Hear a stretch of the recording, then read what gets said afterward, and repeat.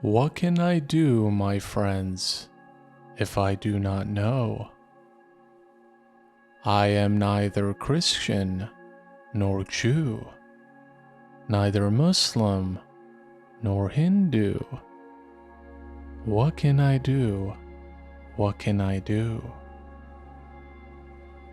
Not of the East, nor of the West, not of the land, nor of the sea, not of nature's essence, nor of circling heavens. What could I be? Not of earth, nor of water, not of fire, nor of air, not of the land, nor of the sky, not of being, nor of existence. My place is the placeless. My trace is the traceless. I have no body or soul, 'cause I belong to my beloved entire whole. This is arguably one of Rumi's most famous poems, and although I've taken some liberty to cut back on its original full length, I think the essence is still there. As we can see from the poem, Rumi is saying that there is nothing in this world that can identify or capture who he really is.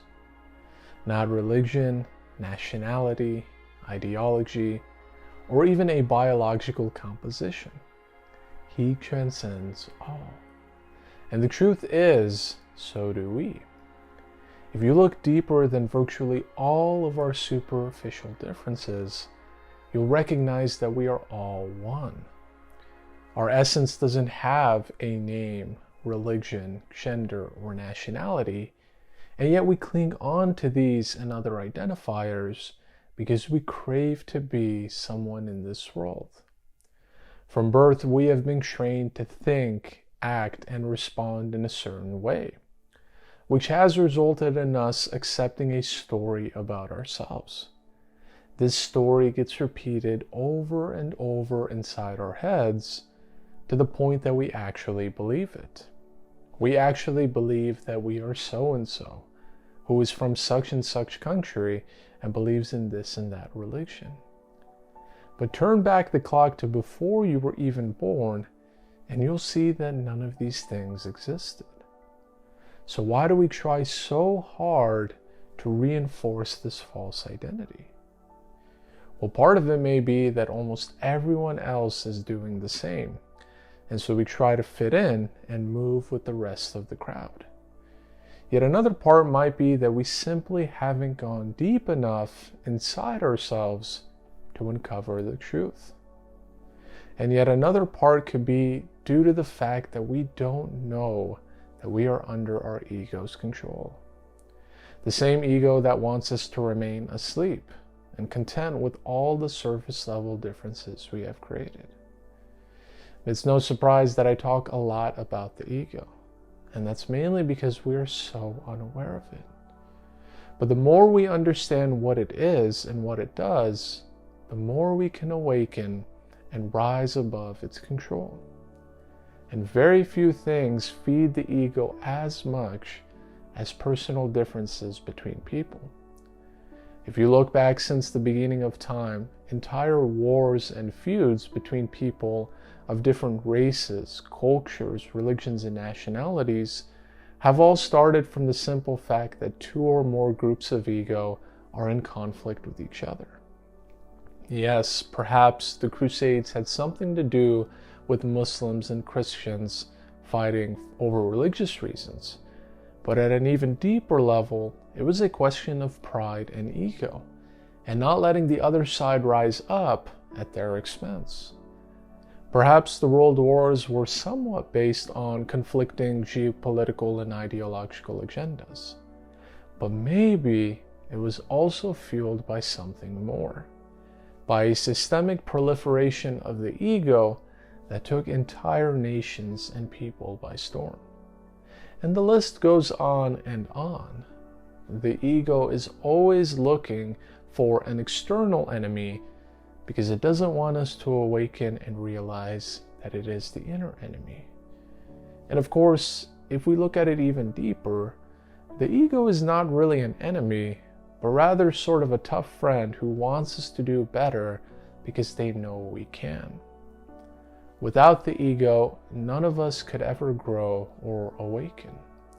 We need this inner conflict and struggle to rise and ultimately reunite with our beloved.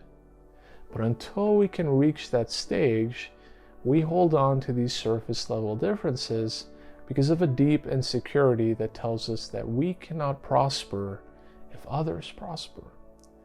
In other words, someone or some group must be put down in order for me, the ego, to rise up. This is one of the biggest lies our ego tells us, and unfortunately we often believe in. Not only does our own ego tell us this, but the collective ego that exists in society tells us this.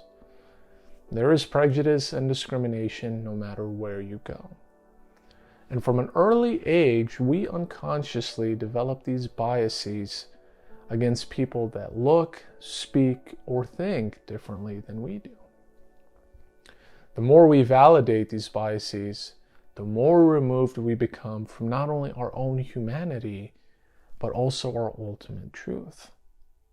Whether you are black or white, Christian or Muslim, gay or straight, it doesn't matter in the least. Because at the most essential level, you and everyone else on earth are from one source, from one home. And the beautiful part is that we can all live harmoniously in this home. There is room for each and every one of us without any shortage or deficiency. It's our own ego that tells us that there are not enough natural resources to go around, and so we must invade other countries. It's our own ego that tells us that we cannot prosper while another person is competing for the same job, life partner, or opportunity as we are. And so from this unconscious state, fear, jealousy, and insecurity arise, concealing all the love and mutual respect we are incredibly endowed with. But the bottom line is that there is absolutely no need to discriminate. Rather, we have to do the hard thing of reversing years of false thinking and succumbing to our ego. If we don't, then we're just the ego's puppet and have no hope of ever awakening and achieving the peace and love we're so desperately after. It's no wonder that the most prejudiced people in the world are also the most unhappiest. They have completely lost connection with Source, and so they hang on to the only thing they know how to do, putting people down to momentarily feel good about themselves. Now, of course, that feeling lasts for only a short while, and then they need to find another person or group to bring down. But what they should really be trying to bring down is their own ego. Because until they learn to do so, there will always be another enemy to conquer. So don't get swept up into these silly little biases and differences. As Rumi eloquently says, you are neither of the East nor the West. You are neither Christian, Jew, Muslim, or Hindu. You are something much deeper and more beautiful, my friend. You are the reflection of the beloved. And guess what? So is everyone else. You will never find a drop of water in the ocean compare itself to another drop. All drops merge together in perfect harmony, so much so that you can no longer distinguish between the drops. You only get lost in the beautiful and all-encompassing ocean before you. And in this way, be like the ocean, Don't be like the drop you've always been. That drop will one day evaporate and become nothing. But who you really are never evaporates. So take this message to heart and see if you can slowly remove all those things that you have identified with over the years. It may be difficult at first, but with time and practice, it will become a lot easier. And you will see yourself as the peaceful and complete being that you are. That is the only identifier that matters. That is the only real identity.